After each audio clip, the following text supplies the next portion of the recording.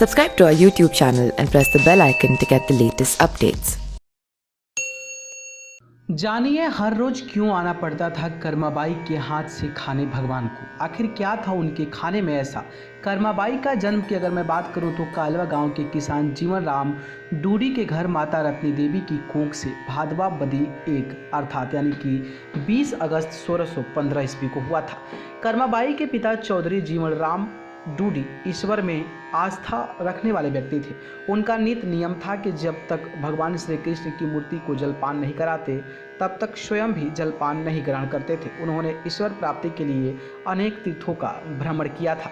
कर्माबाई ने पश्चिम में जन्म स्थान मरु प्रदेश का अनंतपुर बताया है, जो कि कालवा ही है। उसके जन्म पर मूसलाधार बरसात हुई थी, जिससे गांव में खुशियां फैल गई थी। कर्माबाई पैदा होते ही हंसी थी, जो एक चमत्कार था। एक बूढ़ी दाई ने तो कहा था कि यह बालिका ईश्वर का अवतार है।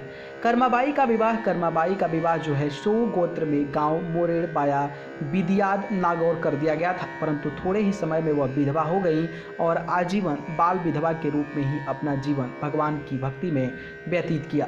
मनसुख रणवा के अनुसार कर्माबाई का विवाह छोटी उम्र में ही अलवर जिले के गढ़ी मामोड गांव में साहू गोत्र के लिखमा राम के साथ कर दिया गया। कुछ ही समय बाद पति की मृत्यु हो गई। कर्माबाई उस समय कालवा में ही थी। उनका अंतिम संस्कार करने के लिए वह ससुराल गाढ़ी मामोड चली गई और वह घर और खेत का सारा काम करती थी। अतिथियों की खूब आवभगत करती थी। कालवा ही नहीं, आस पड़ोस के गांव में भी उसकी प्रशंसा होने लगी। कर्माबाई का भगवान को खिचड़ी खिलाना एक लोकगीत से पता चलता है कि इनके पिता भगवान के बड़े भक्त थे और उनको भोग लगाकर ही भोजन ग्रहण करते थे। एक दिन इनके पिता तीर्थ यात्रा पर गए और भगवान की पूजा अर्चना व भोग लगाने की जिम्मेदारी बाई कर्मा को सौंप गए। दूसरे दिन भोली कर्मा ने खिचड़ी बनाकर भगवान को भोग लगाया तो भगवान ने ग्रहण नहीं किया। तब कर्माबाई ने सोचा कि शायद पर्दा न होने के कारण भगवान भोग नहीं लगा रहे हैं। उसने अपनी धाबलिए घाघरे का पर्दा किया और मुंह दूसरी ओर फेर लिया ताकि भगवान भोग लगा सके। फिर भी नतीजा कुछ न निकला। उसने भगवान से फिर कहा, भगवान आप भोजन नहीं करते तो मैं नहीं खाऊंगी। कर्मा उस दिन भूखी रह गई। उसने दूसरे दिन फिर खिचड़ी बनाई और घाघरे का पर्दा करके भगवान के फिर से भोग लगाया।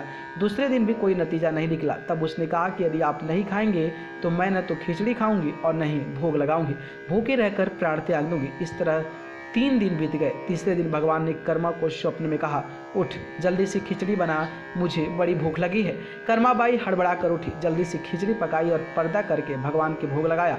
थोड़ी देर में देखा कि भगवान सारी खिचड़ी खा गए हैं। कर्माबाई का खुशी का ठिकाना न रहा। अब वह नित्य प्रति भावना को खिचड़ी का भोग लगाने लगी और बाल रूप में भगवान आकर उसकी खिचड़ी खाने लगे। यह कर्माबाई के भक्ति की चरम सीमा थी। कर्माबाई के घर भगवान द्वारा स्वयं आकर भोजन करने की बात दिन दुनी रात चौगुनी चारों तरफ फैल गई।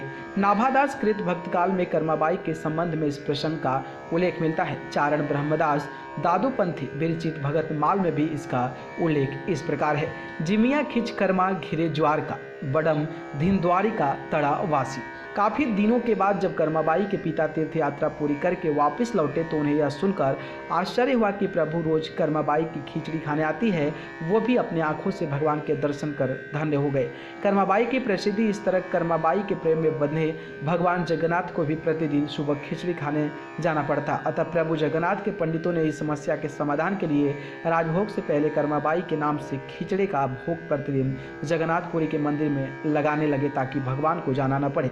आज भी जगन्नाथपुरी के मंदिर में कर्माबाई की प्रीत का यह ज्वलंत उदाहरण देखने को मिलता है, जहां भगवान के मंदिर में कर्माबाई का भी मंदिर है और उसकी खिचड़ी का भोग प्रतिदिन भगवान को लगता है। परिचिकार ने लिखा है, कर्मा के घर जिमता जो न पति जो लोग, देखो जगन्नाथ में आज भोग। मलू को टुकड़े बटे बटे कबीर की पाड़, कर्माबाई रो खींचड़ो भोग लगे भगवान।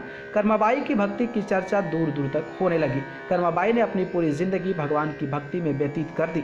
कर्माबाई की भक्ति का परिणाम है कि आज भी राजस्थान में उनकी वात्सल्य भक्ति के किस्से लोगों की जुबान पर हैं। महिलाएं कृष्ण मंदिरों में कर्माबाई के खिचड़े से संबंध भजन भक्ति भाव से गाती हैं। इस तरह कर्माबाई अपनी अनूठी वात्सल्य भक्ति के कारण इस संसार में प्रसिद्धि प्राप्त कर संवत 1691 यानी कि 25.7.1634 ईस्वी में एक दिन परमात्मा में विलीन हो गई। वह भगवान में आस्था रखने वालों के लिए एक संदेश छोड़ गई कि ब्रह्मा के शुद्धता के स्थान पर आत्मा की शुद्धता तथा भगवान से सच्ची प्रीत से प्रभु की प्राप्ति संभव है। कर्माबाई अपने भोलेपन की भक्ति के बल पर आज भी ऐसी औरतों के लिए उदाहरण बनी हुई हैं जो आचार विचार के बिना भगवान में सच्ची प्रीति रखती हैं। कर्माबाई वास्तव में सच्ची प्रीति का प्रतीक थी। जैसे कि पर्चिकार ने लिखा है, कर्मा कुल में जाटनी नर्तन को अवतार, प्रेम प्रीत की पुतली सिरजी सिरजहार। न्यूज रूम से अमेजिंग वर्ल्ड की report. Subscribe to our YouTube channel and press the bell icon to get the latest updates.